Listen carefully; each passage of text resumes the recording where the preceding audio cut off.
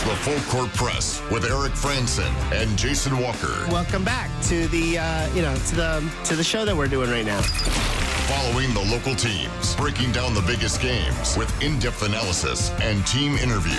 Join the show by calling into 435-752-1069 or text 435-339-0321. It's the Full Court Press. Rose, ends it. Yes! Caught! Touchdown! They did it!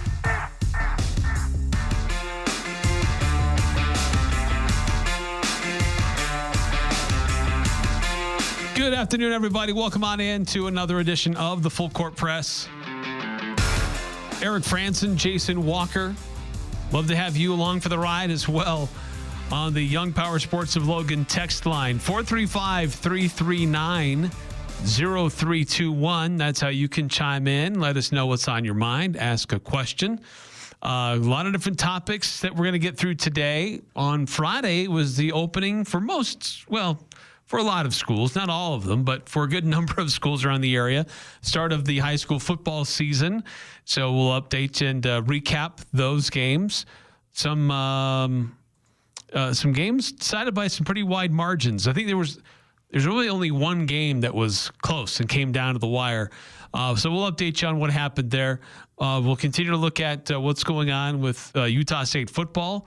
Players now have jersey numbers. And you can now go to the school's roster on their website and start to see who's who based on what their number is. Not all of the players received their jersey number just yet, but we'll recap how that process works. And, a lot of other things going on.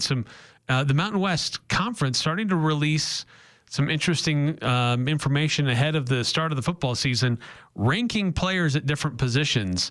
And a couple of Utah State Aggies getting listed in the top 5 at a couple of these polls, I guess, that have come out. So a lot of different things we'll get through today. And, of course, more than that, I'm sure. But if you want to weigh in on any of it, 435-339-0321.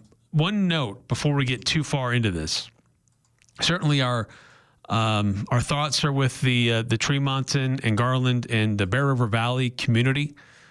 Tragic situation last night in their community. There are going to be some things going on this afternoon. I believe it's starting about now. There's a police procession that is coming up from Davis County. It will be going through Tremonton. One of the officers who was tragically shot and killed last night, his body will be received at the Rudd Funeral Home. And then that procession will continue over into Logan, where the other officer will be received at the Allen Hall Mortuary on Center Street in Logan. So that be aware of that. They may be disrupting some traffic in the area, but that's starting at 4 and is supposed to go until about 5:30 when that concludes. So just be aware of that. Certainly there was another officer who was struck and the canine as well, but we understand that those two have been treated and they are stable. But tragic situation last night in Tremonton, and certainly our thoughts are with those in that community. That's a small, tight-knit community, and stuff like that happens. It affects a lot of people in a lot of ways. So a really sad story coming out of the Bear River Valley. So we wanted to start the show with that, just share what we can with that, lend our own thoughts and concern with what's going on there, but also be mindful of some of the traffic situations this afternoon as these officers will be received at various funeral homes in Tremonton and in Logan. So, Jason, let's start off going into our Young Power Sports of Logan text line. We've already had a few texts come through this afternoon. Let's do 2444, just before the show began. Were either of you at the family fun day? If so, what were your observations? Also, how much should we make of the 30 or so players receiving jersey numbers and how that could correlate to potential key roles on the depth chart or playing time?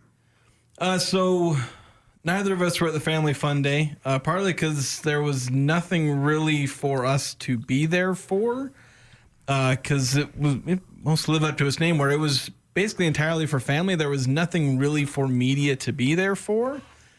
And so for me, there wasn't a reason for me to go. There wasn't any football reason to be there. They had no on-field practice. It was entirely fan engagement with the players.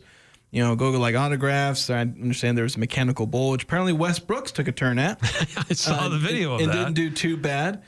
I wasn't there. There was nothing to observe. So I stayed at home and, decided to relax on the weekend. One of the few weekends I have left before college football starts to take away all of my weekends. Yeah, I chose to use that as one of the last free Saturdays that I have and spent time over in Bear Lake and enjoyed a beautiful Saturday over there. But, for similar reasons, as you mentioned, it was opportunities for fans to engage with the players, which is great. I'm glad they did that. Sure, it would have been great if it went a little bit further to see more than just the players, but actually see what they can do on the field. But I understand, as we've detailed many times, Bronco has his reasons. But as far as the other thing, so that the jersey reveals, that took place later in the day. And what does it tell us about depth chart or starters or anything? I don't think it tells me anything about who's going to start or who's going to be coming off in rotation, because some of the players who received their jerseys are guys that I really don't expect to do much. Yeah. I mean, that's not a slight against them, but just some of the people who received their jerseys are freshmen who there are some very talented players ahead of them and who also received jerseys. But I just, it was just a symbol of, who's working hard and doing the things that these coaches have laid out, what is required to receive your number.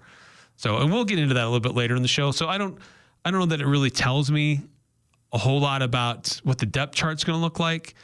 What it does tell me is this is the first group of players who have bought into this program and have put forth all the effort from the first time this coaching staff arrived. Yeah, and Bronco laid out how that how that ends up working.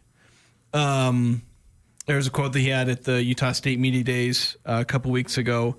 So we'll play that audio a little bit later. Again, we have that on our list of topics, and we'll be talking about it in like 20, 30 minutes. It's a fair question, and we'll get to that. Yeah, and in 5338, asking, can suspended players earn their jersey number? If not, the only number left when Ike Larson comes off suspension will be pi. So, maybe. Interesting to note that Ike Larson's previous jersey numbers that he has used, he's used the number 1, he's used the number 6. Using the 1? Yeah. When did he wear 1? Like his first season. Really? But both of those jersey numbers were selected. Technically, he could still wear number 6. He could? Because the player who took number 6 is an offensive player. Ah, that's right. So that's true. Still available. That is true. I hadn't even thought about that. Yeah. Because everybody picked out their jerseys. They were all the same color. I didn't even think about that. It's a thing in college that you got to deal with. Yes. But let's get into our kind of lead topic of the day, and that is high school football. That was the weekend's entertainment. I know I certainly had a blast. Everything went smoothly with like my broadcast. I know we're working through some hiccups in some of the other broadcasts, but as I understand, we got pretty much all the games out. Yeah. We shook off the rust here at Cache Valley Daily, got our streams out, and a lot of the teams shaking off the rust, or really just, I don't know if there's rust, but they're just getting out and going with high school football. Region 11 teams, and of course also 3A North.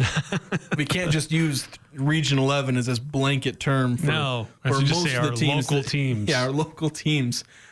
Let's go ahead and start with those Region 11 teams. As you mentioned, a lot of games that didn't end up really being particularly close. The ones that weren't close, you had Mountain Crest absolutely working East 38-0. And I know I've heard that East may not be as good as they once were. Yeah. This may indicate it, but I also think that Mountain Crest is going to be pretty decent this year. So this kind of, again, it's one game. It's one game is all we have to work with. But you go out there and you pitch a shutout on opening day on the road. It says something about Mountain Crest. Yeah, doing it at their house, doing that on the road. Statement win for Mountain Crest. Just letting everybody know we're here. We're going to be a force to be reckoned with this season. But they weren't the only ones who made statement like that on their opening weekend. Well, I think another one, I don't know which one you're referring to, 'cause there's a couple I think that could say that. But I think Ridgeline made a big statement. I know Morgan is a 3A school, but anyone who knows football here in Utah knows Morgan is a good program. They're a team that can stand up to 4A, 5A schools even. Yeah, that score, though, is a little bit misleading. That was a close game for much of the game, and then Ridgeline really separated in the fourth. Still, a game lasts four quarters. Right. It's the fact that Ridgeline is, they are able to compete against a tough opponent, make their adjustments, and then really dial it up once they were hitting on all cylinders there, and then really separating from Morgan, which has been a solid program and has caused fits for different teams regardless of classification. So that was a strong win for the Riverhawks. Yeah, and like you mentioned, causing problems for teams in higher classifications. Skyview got shut out by Morgan last year. Like, that is a dang good Morgan program. Now, who knows if they're as good as they've been the last few years. Sometimes you can maybe have a down year, but losing to Ridgeline is nothing to be ashamed of. Although I do understand that I think it broke a long winning streak for Morgan. I think it was, thought I saw like the Herald Journal that it was the longest active winning streak in high school football. Because Morgan went undefeated last year, and then they were like 12-1 the year before that or something like that. So at some point they lost like 2 years ago, and so this is their first loss since about 2023 probably. Oh, wow. So pretty impressive stuff there for Ridgeline, who are already an impressive team, but obviously add another feather in the cap with the win over Morgan. The other team that I was really thinking of as a really strong performance was the Logan High Eric beatdown. was trying to throw an alley-oop to me, and I just threw it the other way. It's fine. That was a good win for the Riverhawks. But Logan, what they did to Hillcrest,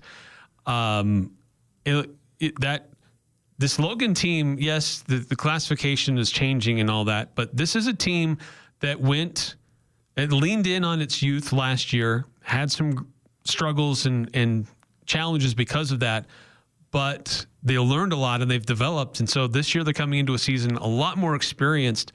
And boy, what a fun game for you to call for the Grizzlies on Friday. Yeah, it was a really fun game. And Logan is very improved. I know Hillcrest is not.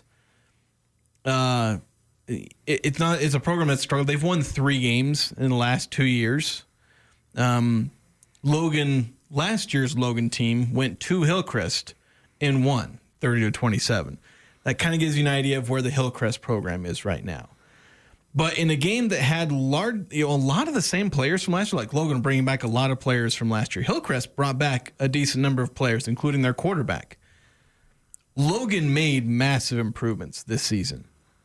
And a lot of it, all of it just being guys getting better. The sophomores became juniors, the juniors to seniors. A lot of the freshmen that were playing are now sophomores. They're bigger and better. And I think Easton Favero, the quarterback, mind you, he had like 300 yards against Hillcrest last year, but in this game, he very much looked like he gotten bigger and stronger. There's more zip on his passes. He's greatly improved from last season where he's got a bit more of an arm. The arm strength has improved his accuracy because last year when you don't have the arm strength, it made him harder to be accurate, but he was able to kind of combine the two and get better. So the offense was just absolutely spectacular, and the defense was opportunistic, forced like 5 turnovers. So, mind you, they're going to hit some bumps in the road. They're going to play some tougher teams, and I think I'm really curious to see how the defense ends up working because Hillcrest moved the ball pretty well, except for when they were handing the ball away. So I got to see if Logan is going to be able to stand up to teams defensively when they're not forcing 5 turnovers. But yeah, just overall thrilled with what I saw from the Grizzlies. And yeah, this team really needed a win like this. It needed something like this to really boost its confidence and get it going as it tries to work toward the peak of this rebuild. Now, a couple other Region 11 teams, and I am going to use that term specifically, Region 11. Because now we've gone over the one non-Region 11 team. But some others that did not fare quite as well. There were some competitive games, some not so much. But the one that was the closest, that was down to the wire, was the one that was heard here on the Fan. That was Skyview at Salem Hills. Unfortunately, Skyview loses that one 30-28. But it was kind of a back and forth affair. Skyview had an opportunity. They made a late stop. They had the ball. They were trying to drive to get into field goal territory. Just unfortunately, just ran out of room and ran out of time. But Skyview loses to Salem Hills 30-28 to get their season started. But again, that's kind of a team that will be interesting to watch. How do they bounce back from this, and how do they move forward? And the other game that was had moments of being close, but listening to it, of course, it was only an audio-only broadcast. We weren't able to watch it, but to hear Stockton and Jacob describe it, several questionable calls and questionable moments in that game, unfortunately. Sometimes in those first games, not only are the teams and the coaches a little rusty, sometimes the refs can be too. Yeah. And sounds like there was a lot of that on display. But unfortunately, the score was that Provo beat Green Canyon 27-14. Yeah, I know the referees in the Logan game. Mind you, the referees, I had basically zero complaints about the referees, partly because there were only about 6 flags thrown the entire game on both teams. But there was one where the Hillcrest guys was literally moving, not in motion. He'd run onto the field and was trying to get into position. He was still moving when they snapped the ball right in front of the official. They didn't throw a flag. But, and I said it on the broadcast. It's week 1 for the officials to let them get the rust out. They'll get back on track. So, not that I think the high school officiating is particularly bad here. I've very rarely had serious qualms with the officials. A couple of the games involving Region 11 teams. Bear River was on the road down at Cedar. Cedar dropped to 3A. They're no longer in the same region or classification with a lot of the other Southern Utah schools. That didn't seem to matter. Cedar still putting up 51 on Bear River, and the Bears only managed 14.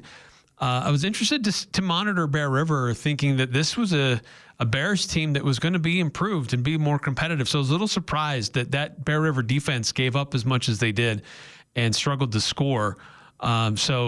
A humbling week 1 for the Bears, but even more humbling was Deseret Peak. New school, brand new school, first game of their life, and they got waxed by Box Elder 64-0. I get it, Box Elder's a 5A school. Yeah, maybe don't schedule a 5A school like Box Elder on your debut. Your debut. They got waxed 64-0. Like, that's got to be like, as you mentioned, like your first game ever. You're repping the colors for the first time. You got to be super excited. It's fresh, clean, never been worn jerseys. Got to rep the name. And by the end, it's not a great day to be a Deseret Peak Eagle or whatever they are. I forgot their mascot, but not too fun there. But as you mentioned, Bear River, that's one where I was disappointed, where losses by Skyview and Green Canyon could be relatively expected. They were facing good teams. The Skyview Salem Hills game was close last year. So these are games that you can expect to be close, and if they come out on the wrong side of it, that happens. But Bear River, that was one of the scores that caught me off guard the most. It was like, Bear River lost? Bear River lost by like 30? Okay, I was not expecting that.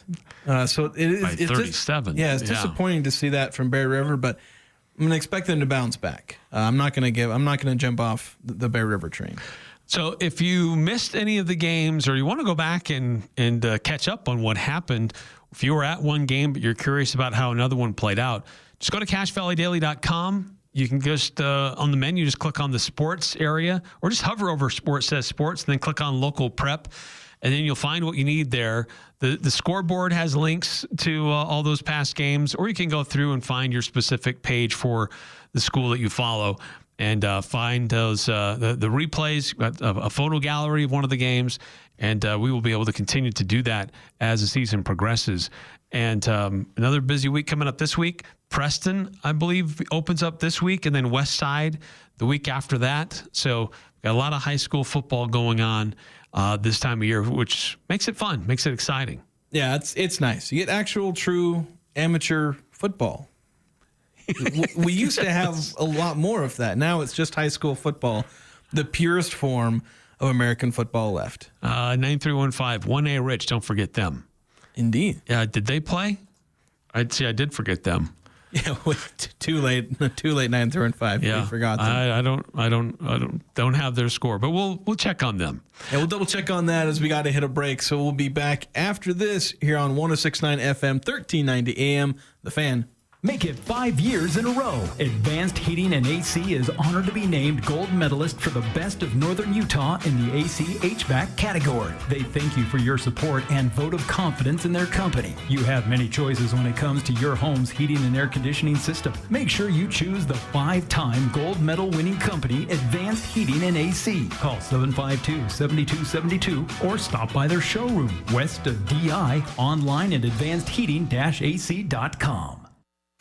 While you're making memories this summer on the lake, in the mountains, or around the fire pit, Adams Wealth Advisors is here to help you plan for days to come. Adams Wealth Advisors loves being your trusted neighbor and believes that smart financial planning is the key to a life well lived. Whether you're nearing retirement or just getting started, let Adams Wealth Advisors build a plan that gives you peace of mind today and tomorrow. Google Adams Wealth Advisors for a free consultation today. Local roots, lifelong guidance. Our veterans risked it all to protect our freedom. One of the best ways to say thank you is to volunteer to support them. At a time in history where kindness is a virtue, volunteering at a therapy bag event, teaching a craft class, or simply helping veterans at a hospital means a lot. For over 47 years, Help Heal Veterans, a not-for-profit organization with the support of citizens like you, has created, manufactured, and distributed therapeutic art and crafts projects for our veterans and military at no charge to them. As a national veteran service organization, Help Heal Veterans supports VA hospitals, patients at home, and our active military. Together, Help Heal Veterans and volunteers like you have delivered over 32 million therapy kits to injured and recovering veterans. To volunteer or learn more, visit healvets.org. That's healvets.org. Friday Night Lights are back, and so is the best high school sports coverage in northern Utah. From Ridgeline to Bear River, Green Canyon to Logan, Skyview to Mountain Crest, Cache Valley Media Group brings fans full play-by-play action on the radio and video all season long. It's going to be an unforgettable year, and your business can be a part of the excitement. Put your brand front and center with thousands of loyal local sports fans. Contact Cache Valley Media Group today. Get your business in the game. It's the Full Court Press, weekday afternoons from 4 to 6 on Sports Talk Radio, 106.9 FM, 1390 AM, The Fan.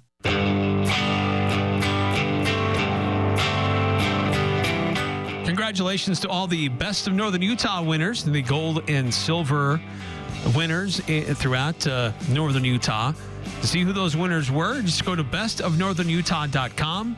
It's where you can also find out where to pick up your own free magazine to keep with you. It's a great guide to find out what's going on in our community, who are the best at what they do, and we celebrate those gold and silver winners for this year's campaign. By the way, Rich beat Gunnison Valley 27-14. Is that a high school in Utah? Yeah. Gunnison Valley, yeah. Where the heck is Gunnison Valley? I would assume it's near Gunnison, south of Manti. Oh, I'm not aware of a town called Gunnison. But looking at the scores from 1A, 8-man football, here's one with no defense. St. Joseph beating Altamont 54-52. But if that's not to be outdone by what happened between Milford and Panguitch, where Milford won 95-20. What's getting you to the point where you scored 95 points? They scored 40 points in the first quarter. That's just, at some point, you just got to slow down. Like, unless the other team just look like you're just running up the gut and you just still score. I mean, at that point, it's like, and when you're playing with 8-man football, you have rosters of like 20 people. So it's not like you can put your backups in because your backups are already playing because they're your starters. Oh, boy. So sometimes there's not a whole lot you can do. But usually you see a scoreline like that, you're like, coach? Sportsmanship? But running clock, please. Can we speed this up? Yes. Can we get 2 seconds per second? But yeah, sometimes there's not much you can do. There's probably more context I have to look into before making accusations like that. We have been highlighting the top 25 Aggies for 2025 for these last week and a half, almost 2 weeks. And we reveal a different player each hour. And today we're going to do it a little bit different. We're calling a little bit of an audible. We've got quite a list of honorable mention players. Now, it's almost as long as the top 25 list. It really is. And we have 6 different people who contributed and put together their own lists. And so there were some players that didn't get quite as many votes as others, but still got some recognition. So we thought we'd take a moment to recognize some of those players. So we'll go through some of these, and how about we do this? I'll read off some of the names and their position, and then you can react to them a little bit. All right. On who they are and maybe the role they could play. Kicker, Carter Brown.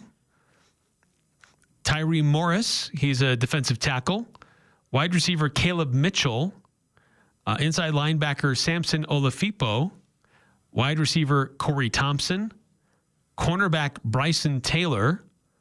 Wide receiver, Carlos Gillespie. Safety, Bobby Arnold.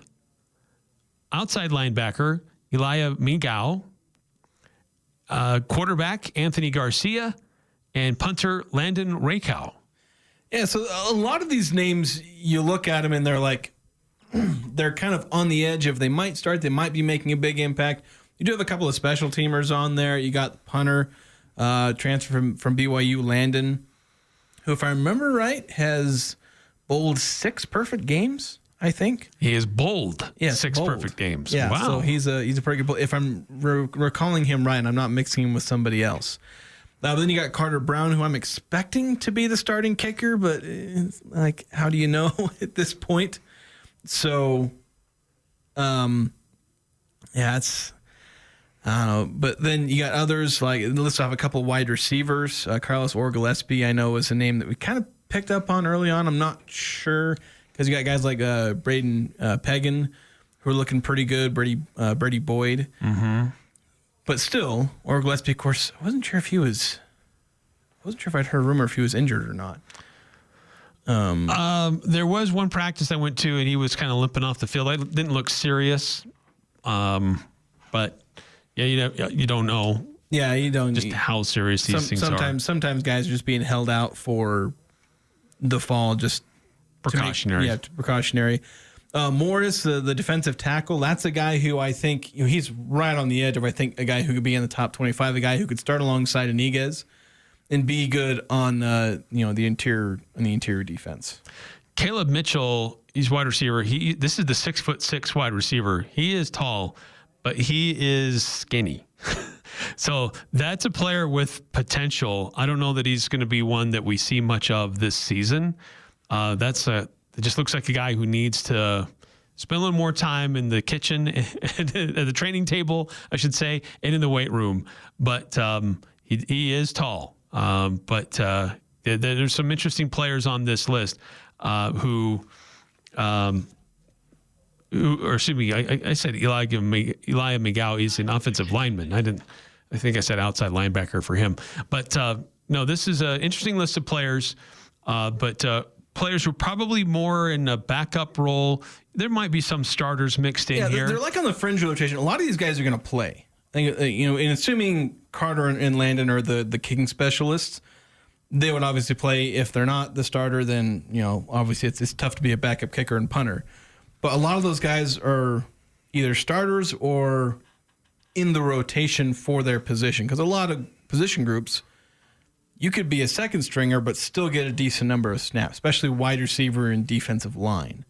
And you even got some guys in the defensive backfield who, with modern defenses, you'll roll out 6 defensive backs on half the plays that you're out there for. Yeah, they'll get opportunities.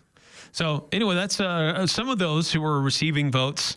Our honorable mentions for our top 25 Aggies for 2025. We'll reveal the rest of the list of honorable mentions. Yeah, those are about next half hour. the list. So there's still more to mention. By the way, text coming in from 9315. Bryson Barnes is so good. He's from Milford. Indeed. Talk about Milford putting up 95 on Banquich. Yeah, it's interesting.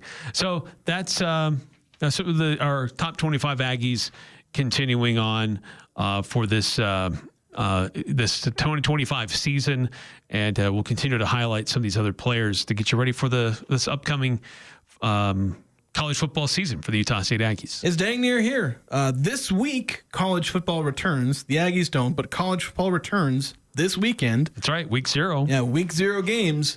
So get ready. High school football started last Friday. College football starts this Saturday, and then the Aggies after that. Yes. Let's do this. Let's take a quick timeout here on the Full Court Press. We talked about jersey numbers for some of these players that were revealed yesterday.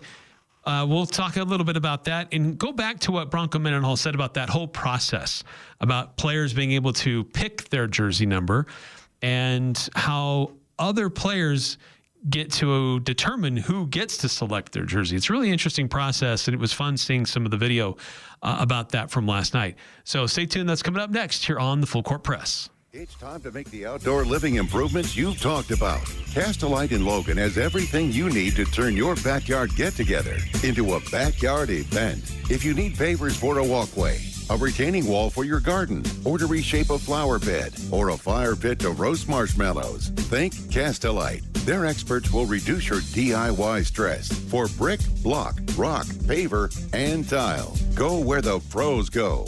Online at castalite.com.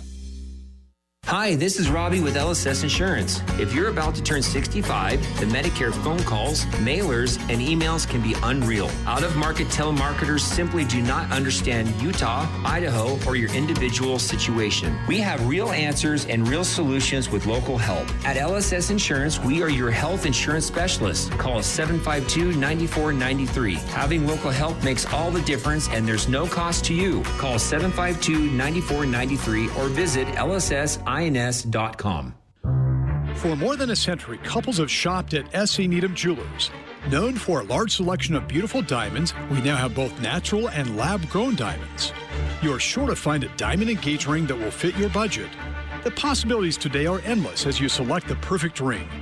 Show her you'll cherish her forever with a diamond, either natural or lab-grown, from the store where Utah gets engaged.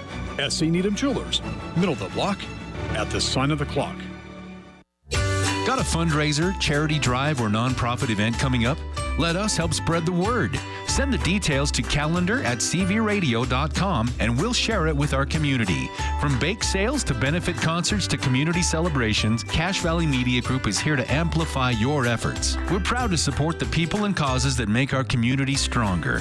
Email calendar@cvradio.com today and let's build a better, more connected community, one event at a time.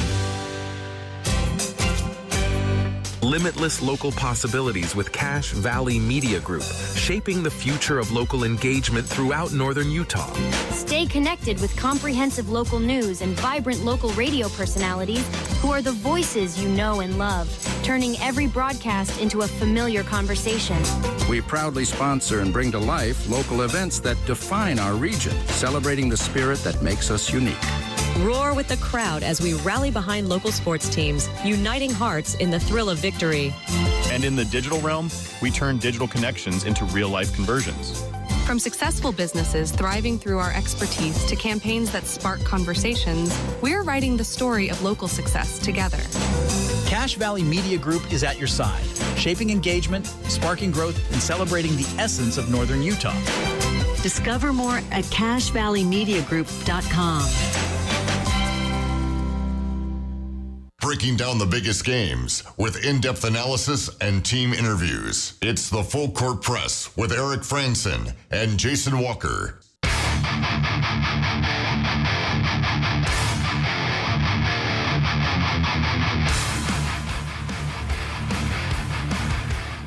just a reminder from us here at the Cache Valley Media Group for those in the Bear River Valley and those in Cache Valley as well. There's going to be a police procession. It started at the Office of the Medical Examiner in Taylorsville just at about 4 o'clock, and they're making their way north. They are going to go up I-15, then they'll get into Garland. They're going to make a stop at Rudd Funeral Home, and that's where Sergeant Lee Sorensen will be received. Then the procession will continue north. Then they'll come over SR30, Valley View Highway, come into Logan, making their way to Center Street in Logan at Allen Hall Mortuary, and that's where Officer Eric Estrada will be received. So, again, be aware of that for different how that will affect different traffic patterns, but also in light of the tragic events last night in Tremonton, and certainly are very thoughtful of how that can affect a small community like that, and tragic event there, but be aware of some of the events taking place today as these officers come together to help lay some of their fellow officers to rest. But their bodies are being received at these various funeral homes, and a large police procession will accompany them as they go to Rudd Funeral Home in Garland and Allen Hall Mortuary on Center Street in Logan. Continuing on here on the Full Court Press, 106.9 FM, 1390 AM, and streaming on 1069thefan.com and the 1069 The Fan mobile app. We've been talking a little bit about Utah State football. Aggie fans had a chance to interact with players on Saturday. Later in the day, Saturday, football team went out on Merlin Olsen Field, and they were able to start to receive jersey numbers. And there were about 30 of them who received their jerseys? 31. And the first player to receive his jersey was Bryson Barnes. We mentioned him earlier. Coach Bronco Mendenhall earlier, when fall camp was getting underway, talked about this process of players being able to select their jerseys. It's a very common theme that we hear from the players and the coaches, that everything is earned, nothing is given. Even when it comes to what you wear, you have to earn it. And Bronco Mendenhall explained that process earlier this summer, and then on Saturday night, that process started to unfold with players selecting their jerseys. We actually have a system. It's more like the NFL draft, where it's then rounds. And so, but I wait as long as possible to be as accurate as possible. So the team will vote on team leaders here as they get ready to come back for fall camp. And there's been a pseudo structure of that going through the summer, where when the coaches aren't here, team or position group leaders are running the meetings for their teammates that are part of the optional and voluntary structure that happens in July. Anyway, when the team comes back, we formalize that structure. Each position group votes for basically a leader at that position group. We call that, for lack of a better name, the Leadership Council. And then as late in camp as possible, and this will be probably a week and a half in, maybe 2 weeks in, for the Leadership Council to be established, those players then are responsible and tasked with providing me the order in which this team will be qualified to select their jersey. They don't select their number, but they select who has earned the right to pick first. That player then can go up on that draft night. There's usually 2, maybe 3 during fall camp. And in front of the entire team, all the jerseys will be lined up. Their name is called. That player will say something about them. They'll come pick their number, whatever number they want. And then they sit down. And then whoever the Leadership Council has selected as pick number 2 walks up and picks their number. And so it's in descending order based on the values of our program and the leaders of our team. I don't pick them. And so if any player might have an issue, that's feedback coming from their peers to them and where they fit. That process goes on, by the way, at the end of fall camp, because you can't play without a number. It goes on every Thursday all the way through the season. There'll be players that will be week 10 without a jersey, week 11, week 9. That process keeps going until our leadership on our team feels like they're qualified. And qualified represents a lot of different areas. It's not only how they play, right? It's their commitment to our team. It's social conduct. It's academics. It's all the values of our program. And so it's a huge honor to get to select. But the feedback is, man, our team is telling each individual where their current status is. Sometimes that's more powerful in a young person's development than information from a coach. So there you have it. Kind of a long explanation, but very detailed. And Utah State football on some of their social media accounts Saturday night. Well, I think I saw it Sunday. That's when I first saw it. But revealing some of that process. And as you mentioned, 31 players were chosen to come up and select their jersey number. They had like a couple of racks, like clothing racks that they had rolled out onto the field. And then a different player from Leadership Council would be out there and talk about whatever player it was who got to come up and why they deserved to come up and pick their jersey. It looked like it was a really neat experience, and players seemed to really enjoy it. Yeah, and it's really interesting. And I know some people have pointed at it and said, oh, it's kind of silly. And it is.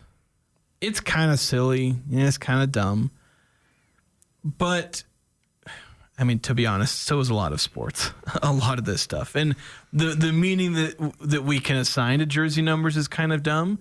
But the principle behind it is sound. Would I necessarily do it if I was a coach? I don't know. I'd at least think about it. But it feeds back into what Bronco Mendenhall wants to be as a coach. He's trying to establish, young men, trying to make men, not just football players. But the interesting thing about this is that... And to smack entitlement. Yeah. I mean, you have to earn everything. Yeah. You're not entitled to anything. Whatever your NIL deal, whatever how many stars are on your recruiting profile, you still have to earn even the little things. Yep. Even if something is little or maybe big, if, as far as jersey numbers, some guys get really attached to their number. But it is really interesting that where Bronco, coaches that really harp on, the culture and all that, they can end up being branded as, or frankly, just being control freaks, and they control everything. And Bronco could very easily just say, all right, I get to tell you when you get a jersey. He hands it over to the players. He doesn't say, all right, you embody our program and you embody our program. He says, all right, I'm going to let the players decide. The players that he's teaching all these values to, they then get to analyze how these values are reflected, in basically, judging your peers, whether or not that's a good thing. You basically get to try and figure out, I'm explaining this poorly. Basically, it's a way for players to be able to recognize the core values in their program by looking around and saying, do all of us embody this? And so, when you're not just looking inward, you're also looking to your peers. You're holding each other accountable. That's a way to really build that culture when it's not just the coach telling, it's the players also being involved in being part of that culture and promoting that culture between the players. I think maybe I'm explaining that a little bit better now. That's kind of the point I'm trying to get across, is involving the players in the policing of the culture, so to speak, is I think a very interesting wrinkle to this, again, what Bronco does with his programs. Well, and we've seen over time the best, most successful teams are those who are mostly player-led. When the strong player leadership, when they hold each other accountable, those tend to be the most successful programs that we've observed here in Logan for Utah State. So that, this process, you may call it a little silly and kind of dumb. I think it's actually pretty refreshing that it's because it's the players that are choosing and recognizing and keeping an eye on each other. Like, are we holding ourselves to the standard that the coaches are asking of us? And so are we moving forward enough? What was funny is that Utah State football posted the picture of all the players with their jersey numbers, and then it was a race for everybody to try to figure out, okay, well, who is that holding up number 31 or whatever? And because we don't know. I mean, we've had very little interaction with a lot of these players. I mean, I've been able to go up and do some interviews, so there are some guys who I've been able to interact with and recognize. But again, that's very limited. And usually the first thing you see when you're following a player is their jersey number. Okay, 12. Who's wearing 12? Oh, that's that guy. Okay, now I can associate that number with that person. We haven't had that. And so it's kind of humorous to monitor that as it was first revealed. Everybody's like, okay, well, now who are they? Yeah, and that's kind of I don't know if I want to call it a failing, because that seems like an extreme way to describe it, but it's like, that's part of what Broncos created. He's created a team that nobody knows. That's just a fact. Nobody knows this team. The fans don't know the team. But hopefully they'll know the team pretty well. Now that we start getting jersey numbers, they can finally know who these players are.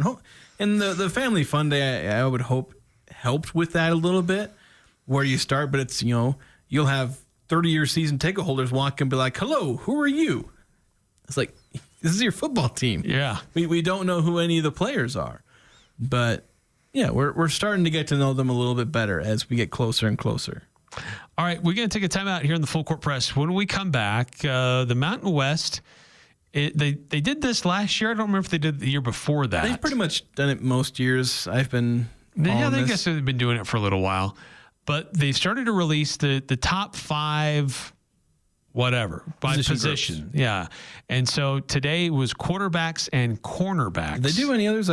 I don't know if they did any other positions beyond that. Because they did a couple during the day, but I haven't checked in like 3 hours. So we'll check if they did another one, and we'll give you the latest. We know, at least in monitoring that 2 Aggies were on those lists, and so we'll look at that and kind of reveal who they were, and if we're surprised by any of those rankings that were revealed earlier today. We'll talk about that next. Of course, get your feedback as well on the Young Power Sports of Logan text line, 435-339-0321. Who do you turn to if you want to change out your wood or pellet stove? Advanced Fireplace and Stove. They were voted the gold medalist for Best of Northern Utah for the 5th year in a row in the fireplace retrofit category. Be ready when the government's next wood and pellet replacement incentives pop up. Advanced Fireplace can help you navigate the paperwork. For more information, call Advanced Fireplace and Stove, 752-7272. Online at advancedfireplaceandstove.com.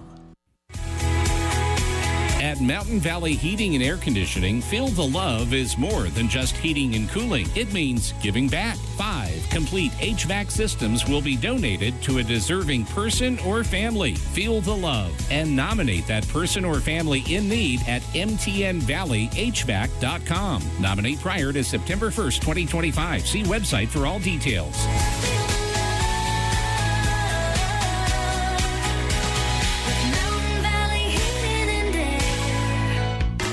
Hello, Cache Valley. Did you know the Sportsman on Main in downtown Logan has bike and tube rentals? That's right. The Sportsman has kids' bikes, bikes for cruising around town, hardtail mountain bikes, and full suspension electric bikes for rent. If you haven't ridden an e-bike, you are missing out on so much fun. We can even give you ideas where to ride. If you need to rent a tube or many tubes for Bear Lake, Hiram Dam, or the Narrows in Idaho, we have those too. Come to the Sportsman on Main in downtown Logan for your summer bike and tube rentals. Tons of parking in the back.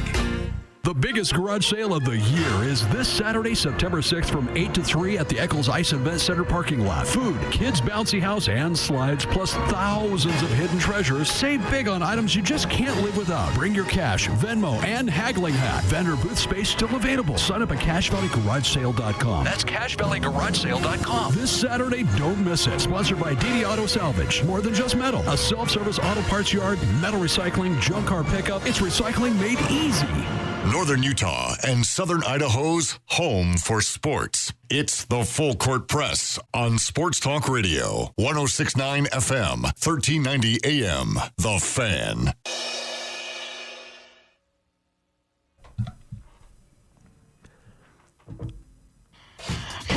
You want to make sure you have the right kind of battery when the weather is hot. Wednesday, we could get up to 100 degrees. So we're not out of that summer heat just yet. So make sure you have a Napa Legend or Napa AAA battery. They've got them available, and you can get $25 rebate on Bosch lithium-ion batteries. They'll even test yours to make sure if it needs to be replaced or not. Go check that out at Napa Auto Parts between Preston and Providence. Multiple locations for you. So the Mountain West, as a conference, they're ranking, revealing the top 5 players by position. My first question actually is, how do they determine this top 5? Who votes on this? I'm not entirely sure. It's probably just a media panel, and a lot of times they bring on the play-by-play guys. So I imagine maybe they just poll them or something like that, just some kind of straw poll. Nothing formal, because these aren't formal awards. No. They're hype lists. Right. In the same vein of, all the watch lists that bring up, the entirety of an entire position group. Here's your defensive player of the year watch list. Here's every returning defensive player. Did you play last year? Okay, you're on the list. Basically. And, when you're talking top 5 in a conference with 12 teams, odds are you're going to get guys featured at multiple positions. And, even, the Aggies, who don't have a lot of returning players, have guys that are featured at a couple of the positions that the Mountain West highlighted today. They highlighted quarterbacks, the top 5 quarterbacks, and then the top 5 cornerbacks. Got to be really careful how I say that, because they decided to pick the 2 most similar position names. Yes, they did. At least phonetically, to highlight in the same day. And one thing I noticed is that I'm pretty sure they don't like transfers very much. Although they don't entirely dislike them, because there is a transfer for the Aggies that shows up on one of the lists. But you start with quarterbacks. Going from, I think it was reverse order. They had Micah Alejado. From Hawaii? Yeah, Hawaii. Is that how you say his? I've got Alejado and Alejado, and I'm not sure which one it is. Then you have Walker Egan at number 4, and then at number 3, and I was surprised by this. Not that I didn't think he deserved it, but that I didn't think he would be put that high. That's Bryson Barnes. Yeah, I too was surprised by this because, look, Bryson, we know what he can do. We've seen him in an Aggie uniform, but a little surprised to see him on that list, because I would have thought maybe the Fresno quarterback would be in the mix. Yeah, Fresno, UNLV, they both have quarterbacks. This is why I think they didn't like transfers, because 2 of the best incoming transfer quarterbacks didn't make it on the list. No. Yeah, because after Bryson, it was Braden Fowler-Nicolosi at Colorado State, and then Boise State's quarterback. We're suddenly both spacing his name. Yeah, Madsen. Yeah, but to see Bryson Barnes in there at number 3, and frankly, I was a little surprised that he beat out San Jose's quarterback too. But great. I mean, great recognition that here's a guy who, he's a gamer. He's not maybe the best pure quarterback as far as a thrower, but in the modern game, this is a guy who fights and competes and wants to make things happen for his team. And gosh, as we saw with the jersey reveal, he was the first player to get his jersey, to select his jersey number. And that's a reflection on the person who embodies most of that hard work and ethics and doing everything that's being asked as a player, and trying to do things the right way. But this is a reflection, this Mountain West recognition is that here's a guy that came in, had some limited starts, but still impacted the game for Utah State, and we're expecting him to have a good year. Yeah, definitely. And I think he's going to be one of the top quarterbacks, not necessarily in pure passing, but I think in impact. If future me showed up and said, Jason, you're going to be able to comfortably say that Bryson Barnes is the 3rd best quarterback at the end of the year, I'd have been like, yeah, that checks out. Not that he's going to be the 3rd best passer, but he's going to be in that range of total impact, which is what matters. You're playing football. If you're playing quarterback and you can impact the game in more ways than just passing, that's a positive. It's a net positive, I think. So looking forward to see what Bryson Barnes can do, where he's the week 1 starter, where he's earned the week 1 job, not through injury, and hopefully gets to play an entire season as a starter. That'll be a nice way to cap off what's been a really weird career for Bryson Barnes. Yes.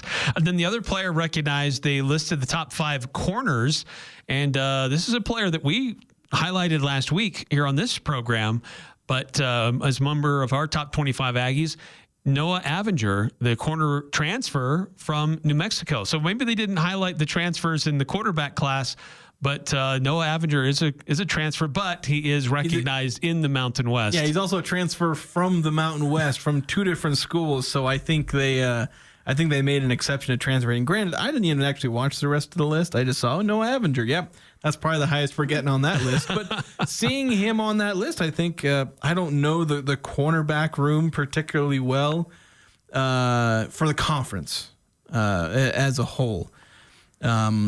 I've looked into a few of the teams the Aggies play and some of their top players, but most of them don't have star cornerbacks, at least that I've previewed so far. So, but yeah, I think Avinger can be one of the top corners in the Mountain West.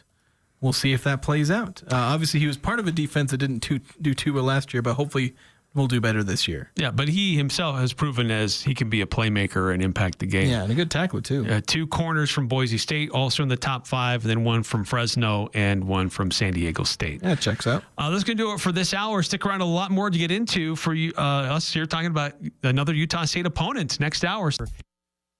I'm Dan Patrick, and this is Above the Noise. The Patriots may have found another one. A scrappy, shifty, bring-your-lunch-pail-to-work slot receiver. His name is Efton Chisholm, undrafted rookie. He followed Cooper Kupp's footsteps at Eastern Washington, broke some records along the way, found himself battling for a roster spot in New England. 12 catches, 121 yards, 2 touchdowns later. Maybe it's Julian Edelman 2.0, Wes Welker reborn, maybe even a touch of Danny Amendola. I know it's only preseason. Context matters. Defenses aren't scheming. Coaches are experimenting. And stats in August don't usually translate to Sundays in the fall. Still, there's something about the way he plays. Tough, reliable, always open. That feels very familiar to the Patriot fans. For a team searching for steady weapons around Drake May, Chisholm's emergence is worth noting. He may not be a star yet, but if history tells us anything, New England may have stumbled onto May's security blanket for years to come. I'm Dan Patrick, and this is Above the Noise.